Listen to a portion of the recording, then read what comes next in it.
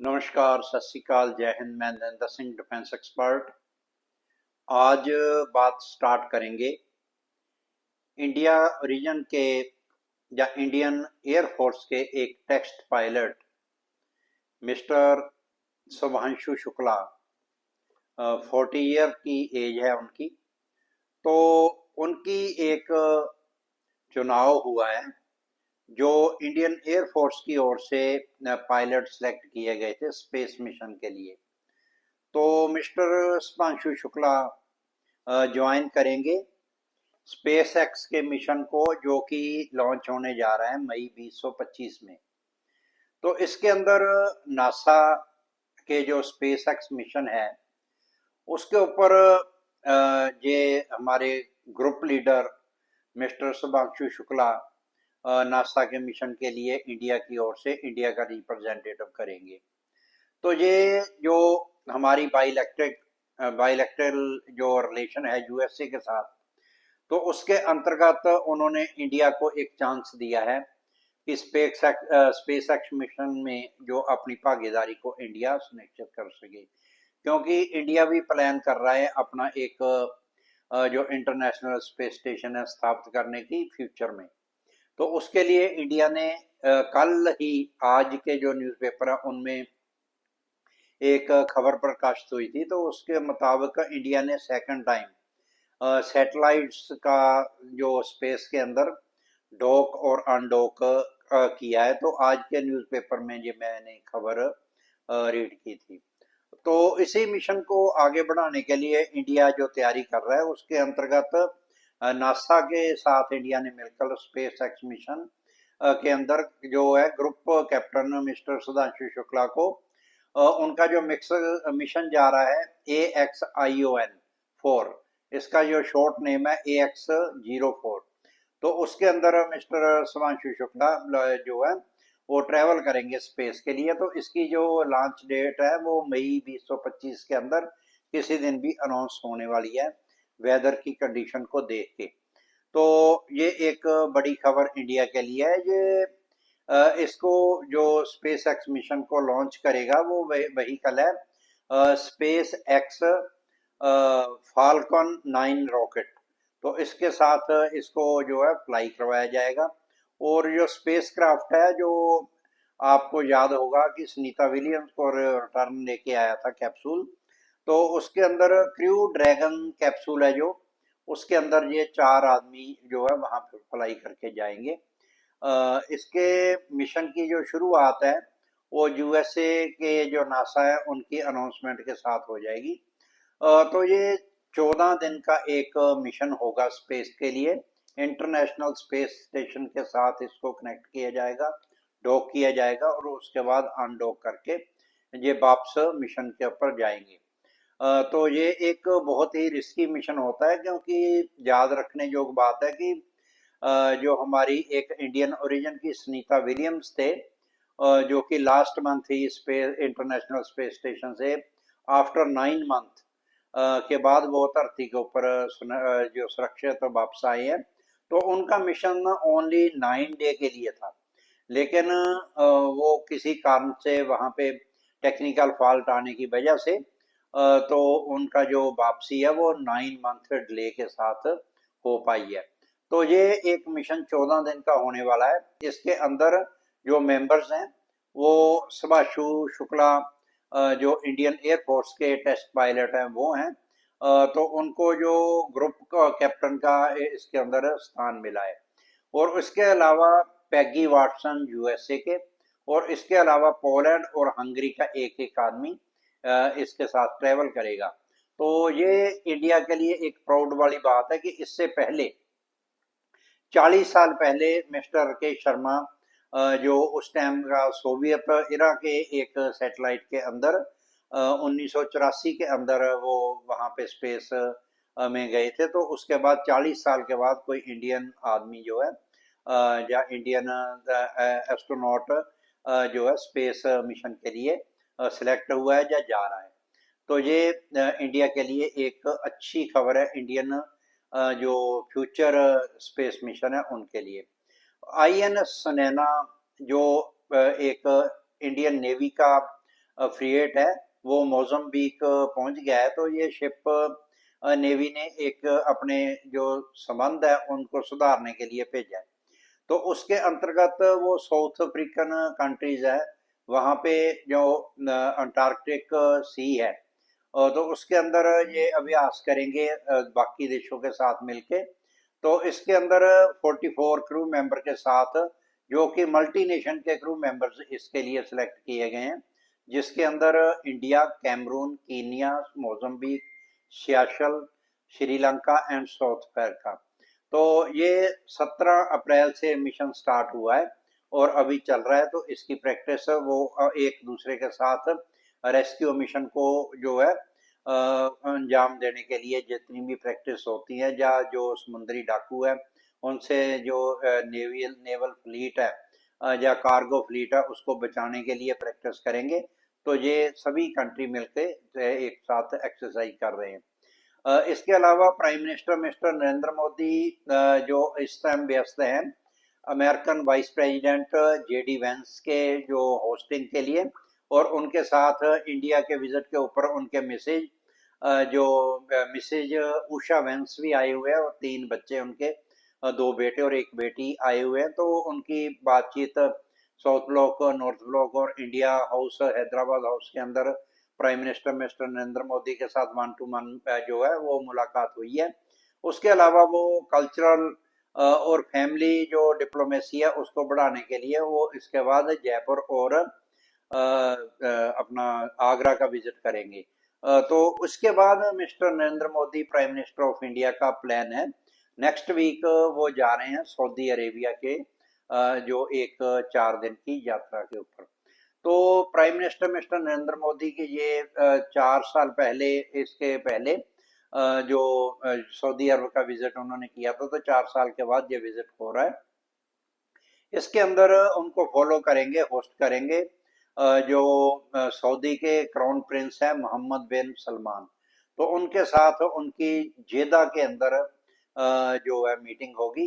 तो इसके अंदर दोनों देशों के जो बाई अपना जियोग्राफिकल जो सिचुएशन चेंज हो रही हैं, तो उसको देखते हुए और इस रीजनल डिफेंस के लिए बातचीत गहन होगी। तो ये 1 to 1 मीटिंग होने वाली है prime minister mister Narendra Modi और जो सऊदी के क्राउन प्रिंस है मोहम्मद बिन सलमान। तो ये 4 साल के बाद second visit mister Narendra Modi का सऊदी अरेबिया का होने वाला है। इसके अलावा जो 1 लाख सोल्जर की कमी, भारतीय सेना ने बोला है कि हमारे जो फ्लीट है या हमारी जो स्ट्रेंथ है उसके अंदर हो गई है। तो उसको भर्ती करने के लिए अग्निवीर के रास्ते जो इंडियन आर्मी को स्ट्रेंथ करने के लिए 1 लाख एम्प्लाई है जो एम्प्लॉयमेंट दी जाएगी। तो ये एक खबर इंडियन आर्मी की ओर से नशर की गई है। इसके अलावा जर्मनी ने एक डिसीजन लेते हुए, क्योंकि जो तुर्की है, तुर्की को एयरक्राफ्ट के ऊपर या एयरप्लेन की बहुत ज़्यादा, एयर फाइटर जेट की बहुत ज़्यादा ज़रूरत है। हालांकि उसने अपना 5th जनरेशन का कान जो फाइटर जेट है वो भी तैयार कर लिया। इसके अलावा तो जो तुर्की है वो पूरे वर्ल्ड नाउन है ड्रोन टेक्नोलॉजी के लिए। तो उनकी जो बहुत ज़्यादा एडवांस ड्रोन टेक्नोलॉजी है, तो उन्होंने 2-3 देश को इससे डिफीट करने का जो है वो डिसीजन दिया है, जो मौका संभाला है। तो इसको देखते हुए क्योंकि जो जब से तुर्की ने S-400 रशिया से प्रोक्योर किया है, तो तभी से ही अमेरिका ने उसको F-16, F-16 एंड F-35 की जो डील है उसके अंदर उसको होल्ड पे रख दिया है। तो तुर्की को एयरक्राफ्ट नहीं मिल रहे, तो उसने मन बनाया था कि यूरोप के अंदर यूरो फाइटर जो है प्रोक्योर कर लिया जाए, क्योंकि वो भी एक अच्छी 5th जनरेशन या 4.5 जनरेशन का फाइटर जेट है, और पूरे यूरोपियन कंट्रीज ने उसको मिलके बनाया है।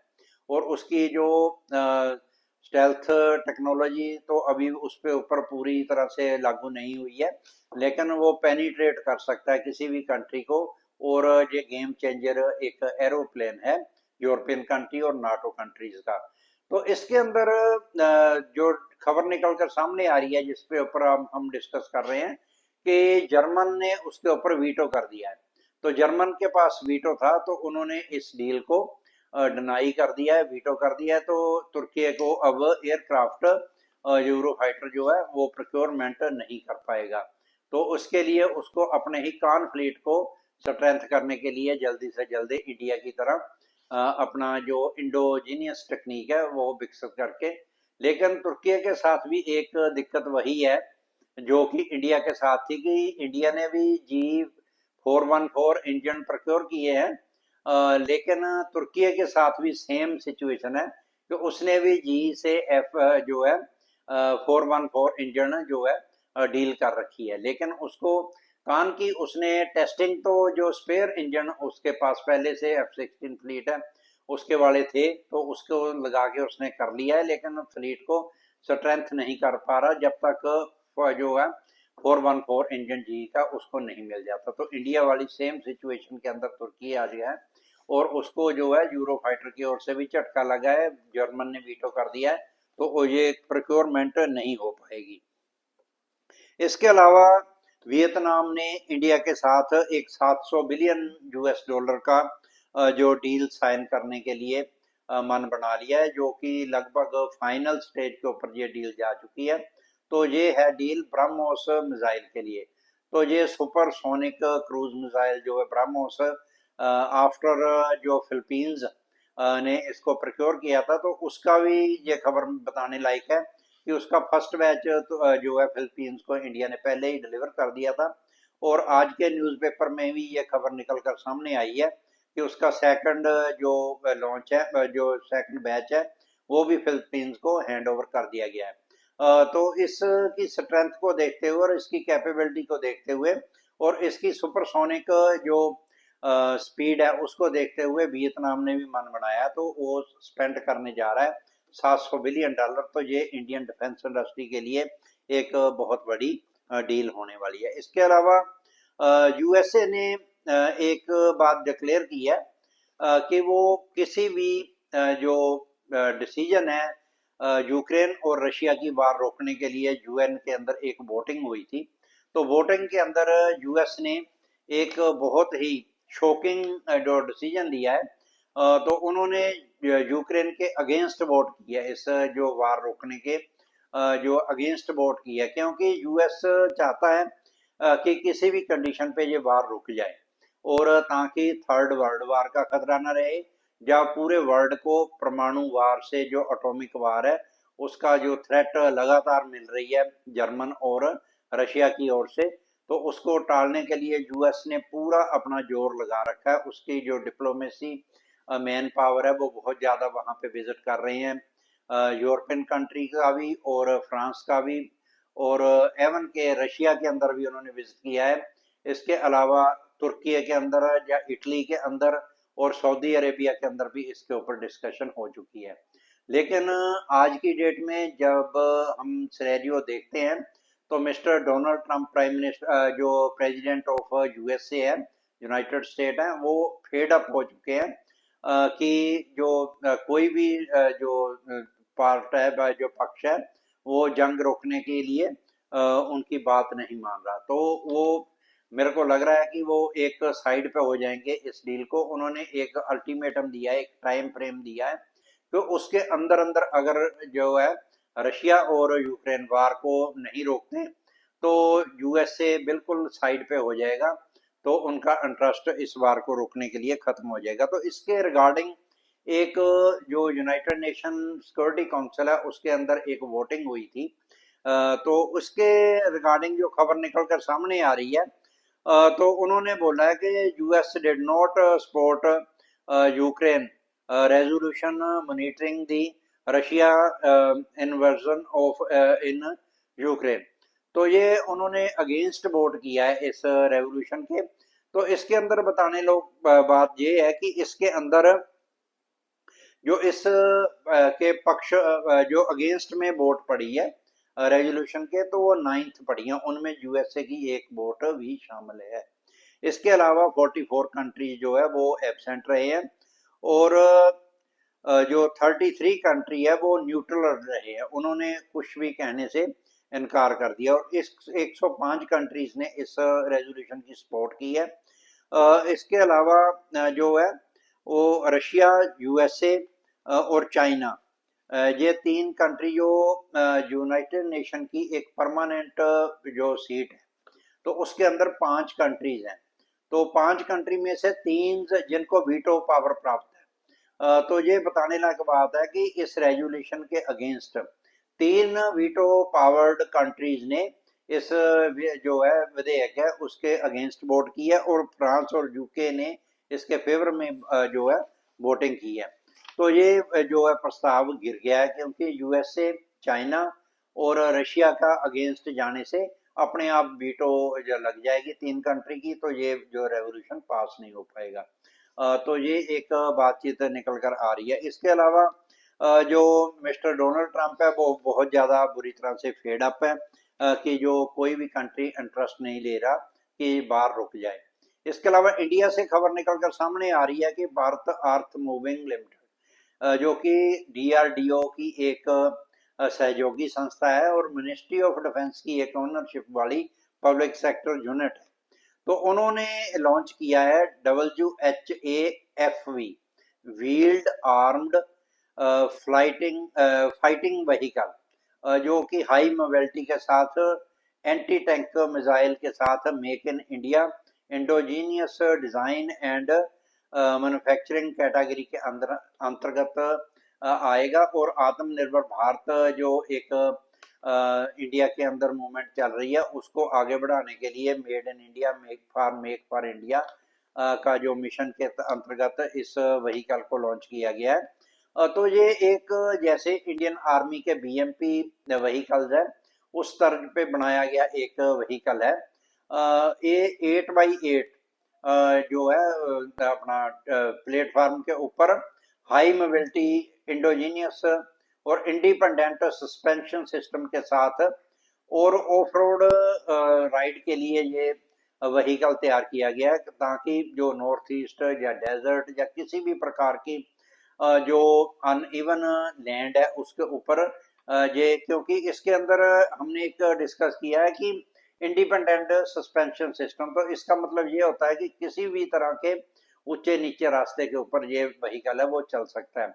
और इसको इक्विप्ड किया गया है बहुत ही हाई पावर जो इंजन है उसके साथ, जिसकी जो है पावर है 600 से लेके 700 हॉर्स पावर। तो ये 80 प्लस किलोमीटर की स्पीड के साथ मूव कर सकता है, और 8x8 का इसका प्लेटफॉर्म है। और ये मॉडुलर आर्म्ड हल के साथ इसको सुसज्जित किया गया, तो ये किसी भी तरह के जो फाइटिंग है उसके अंदर उसको अंजाम दे सकता है। और ये फायर प्रूफ रहेगा, केमिकल वेपन प्रूफ रहेगा। इसके अलावा किसी भी आर्म अम्यूनिशन के ऊपर जो है लाइट उसके इसके ऊपर कोई असर नहीं हो पाएगा। तो ये एक बहुत ही ज़्यादा बेस्ट जो हाई मोबिलिटी के लिए व्हीकल है। तो ये इंडिया की एक नई उपलब्धि है। इसके ऊपर वेपन्स के साथ इसको जो ऑर्नामेंट किया गया वो 30 से लेके 40 की ऑटो कैनन है, और coaxial machine gun ATGM launcher जो कि किसी भी ग्रेनेड को फायर कर सकता है। तो इसकी जो रेंज है वो 4 से लेके 5 किलोमीटर तक होने वाली है।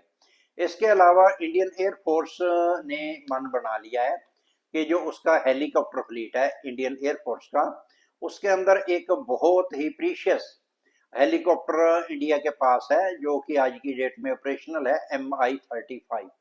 तो ये जो है एक सोवियत एरा का हेलीकॉप्टर है, बहुत पुराना हेलीकॉप्टर है, लेकिन उन्होंने उस टाइम इसको इतना एडवांस बनाया था कि आज की जो टेक्निक है वो भी इसके अंदर उसी टाइम लगी हुई पाई गई थी।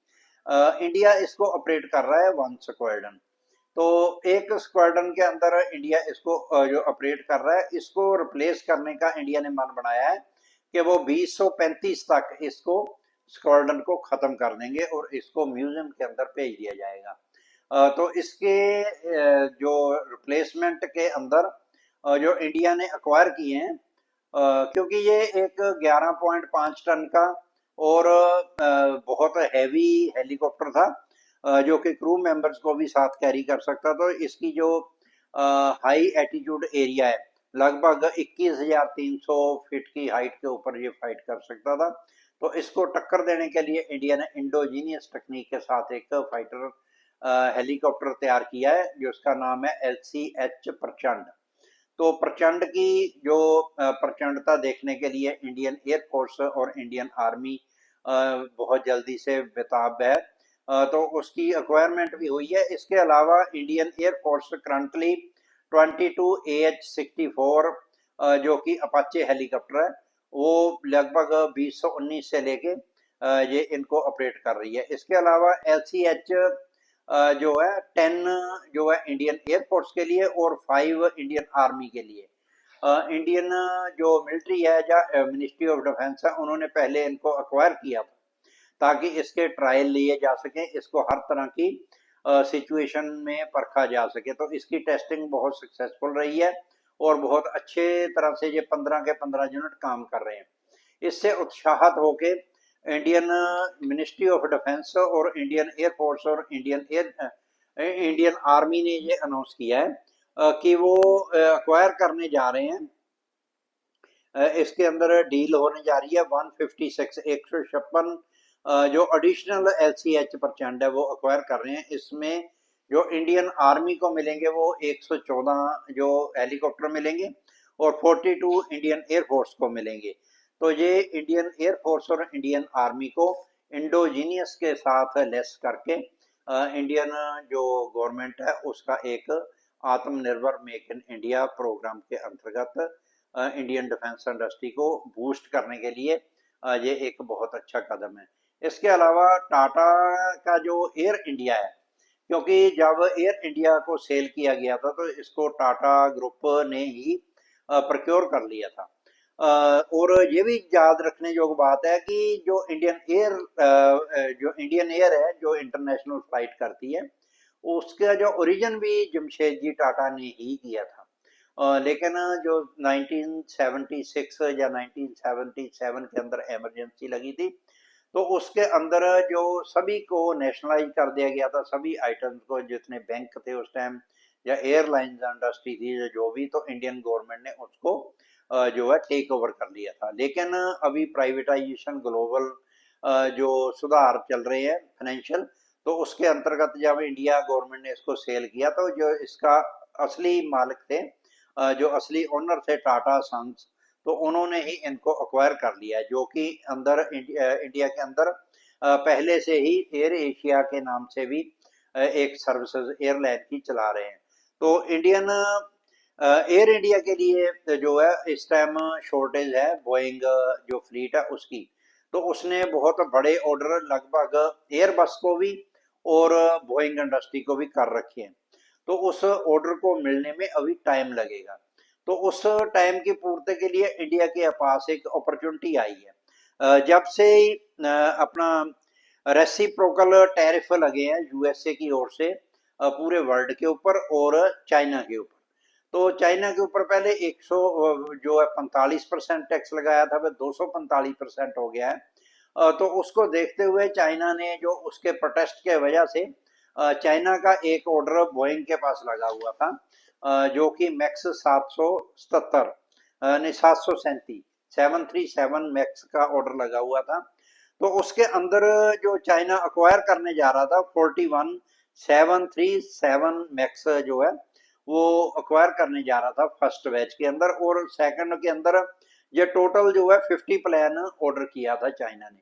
और उसकी जो प्रोक्योरमेंट की डिलीवरी थी वो बिल्कुल पास थी। लेकिन इसी समय के अंदर मिस्टर डोनाल्ड ट्रंप इलेक्शन जीत जाते हैं। मिस्टर जो बाइडन के बाद मिस्टर डोनाल्ड ट्रंप जैसे ही आते हैं, वो सभी कंट्रीज के ऊपर रेसिप्रोकल टैरिफ जो है वो अप्लाई कर देते हैं। तो उसकी वजह से चाइना और USA के अंदर एक ट्रेड वार छिड़ जाती है। तो वो उसको देखते हुए चाइना ने इस ऑर्डर को 50 जो प्लान है इसका जो ऑर्डर रिजेक्ट कर दिया है। तो इसके जो तैयार फ्लीट है उसके ऊपर टाटा जो है, टाटा की कंपनी है एयर इंडिया, तो उनकी आंखें हैं, क्योंकि उनका भी ऑर्डर बोइंग और एयरबस के पास फाइनल पास है, जो कि पीछे हमने डिस्कस किया था कि वर्ल्ड का सबसे बड़ा एविएशन इंडस्ट्री का जो है सिविल एविएशन इंडस्ट्री का ऑर्डर था।